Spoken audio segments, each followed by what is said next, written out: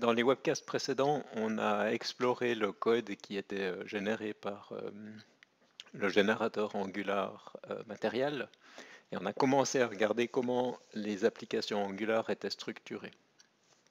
Dans ce webcast et dans les webcasts qui vont suivre, on va revenir un petit peu en arrière et puis on va regarder quels sont les objectifs du laboratoire qu'on réalise pendant le bootcamp pour donner une structure à nos activités, à notre exploration du code et à l'écriture de code. Donc, je rappelle les objectifs. Ce qu'on a envie, c'est d'abord d'avoir une landing page. Donc, une landing page, c'est vraiment une page avec peu de contenu où on va donner envie aux visiteurs, aux utilisateurs de découvrir notre service et de commencer à l'utiliser. Donc cette partie, elle doit être visuellement attractive. Peut-être qu'on va décrire les fonctionnalités, on va, avec quelques phrases, attirer l'attention de l'utilisateur. Et le but, c'est à un moment donné de déclencher une action chez l'utilisateur. Et dans notre cas, l'action, c'est de faire un pas plus loin et de commencer à interagir avec notre service. Ce qu'on avait vu, c'est que on allait utiliser le service GitHub Pages pour pouvoir héberger et mettre en ligne ce contenu qui est vraiment du contenu statique.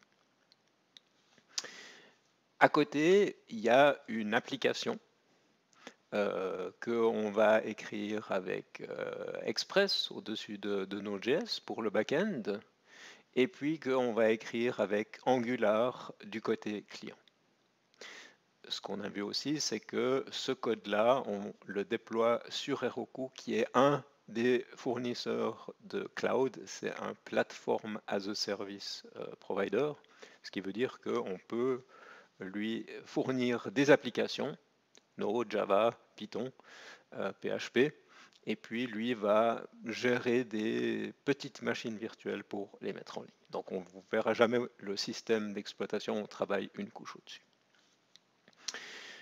Dans cette application, dans cette interface utilisateur, on va avoir une structure de navigation. Ce qu'on veut, c'est avoir la possibilité de revenir vers la page d'accueil, vers la landing page, mais on va aussi avoir une navigation à l'intérieur de l'application. Typiquement, ce qui va se passer, c'est qu'on va avoir une sorte de menu. Elle ne va pas forcément être affichée de cette manière-là, ça pourrait être un menu déroulant, mais on va avoir un menu de navigation principal. Et puis quand l'utilisateur va cliquer sur l'un ou l'autre de ces éléments, on va mettre à jour une partie de l'interface utilisateur. Donc en fonction du template que vous avez choisi, le détail de cette zone, ce qu'il y a éventuellement autour de la zone comme décoration, de la même manière que la structure, le rendu et l'interaction que vous allez avoir avec ce menu de navigation va être un petit peu différent. Alors, ce qu'on va voir dans cette série de laboratoires, c'est que pour gérer la navigation à l'intérieur de l'application Angular, on va utiliser UIRouter. On en a déjà parlé dans les webcasts précédents, on a vu la notion d'état, et donc dans notre cas ici, on va avoir ces trois états. L'état par défaut va être la page 1, et puis on va avoir la possibilité de faire des transitions vers ces états. Donc, typiquement, ce qu'on va vouloir afficher dedans dans la page 1, ça va simplement être un titre. Mais ce qu'on va voir, c'est que les données, donc le contenu du titre, ce n'est pas forcément quelque chose qu'on va coder en dur dans le template, dans la vue, mais c'est quelque chose qui peut être fourni par un contrôleur Angular. Donc ça, c'est vraiment un des mécanismes de base. Ça nous permettra de tester ça.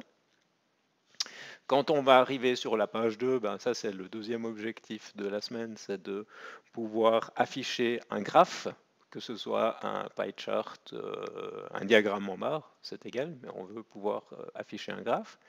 Et donc là l'idée c'est d'utiliser une librairie qui aura été intégrée au préalable à Angular.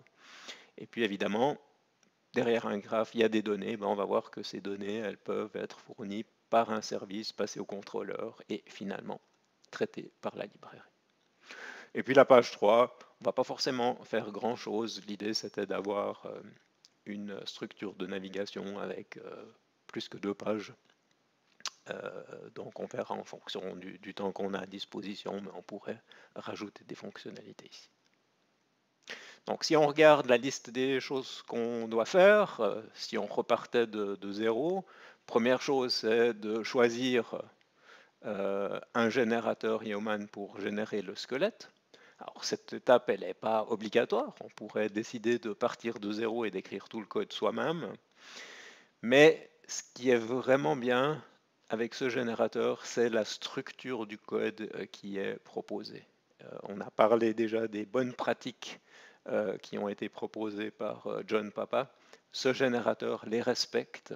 Et donc, quand on va générer le squelette, quand on va ajouter un module pour la page 1, un module pour la page 2, un module pour la page 3, on aura les fichiers qui seront bien organisés dans des dossiers, ce sera utile.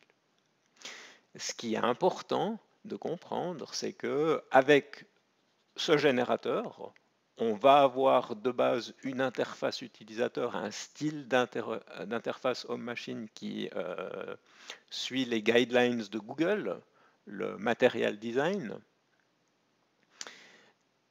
C'est une possibilité de les utiliser, mais ce n'est pas obligatoire. Et typiquement ici, puisqu'on a commencé par choisir des templates graphiques sur des sites où ces templates sont gratuits, vous avez probablement choisi un template qui n'est pas un template Material Design. Donc ce qu'on va voir, c'est qu'on peut garder les fichiers qui sont générés de base, les utiliser comme référence, mais finalement, après, derrière, on peut très bien faire du code qui n'utilise pas les balises et les directives Angular Material, et puis qui fait des choses tout simples et qui vont mieux se marier dans le design qu'on a choisi. Donc ça, c'est ce qu'on va voir, et on va, dans un webcast, vraiment faire les opérations. On va télécharger un design, le nettoyer, garder juste ce qui est nécessaire, et puis faire l'exercice de l'intégrer dans notre projet Angular. On va générer les modules, un module par page, un module par fonctionnalité, et puis on va voir comment on peut configurer UI Router. Donc cette étape ici, le but ce sera de valider qu'on arrive à cliquer sur ces liens et avoir le contenu de cette zone qui change et qui est finalement fourni et géré par ces différents modules qu'on aura créés. On va dire quelques mots sur le grunt file qui est utilisé pour piloter le pipeline de production du logiciel. On va voir notamment la tâche watch et la tâche d'injection, voir à quoi elles servent et comment on peut les adapter pour que notre expérience soit un peu plus agréable.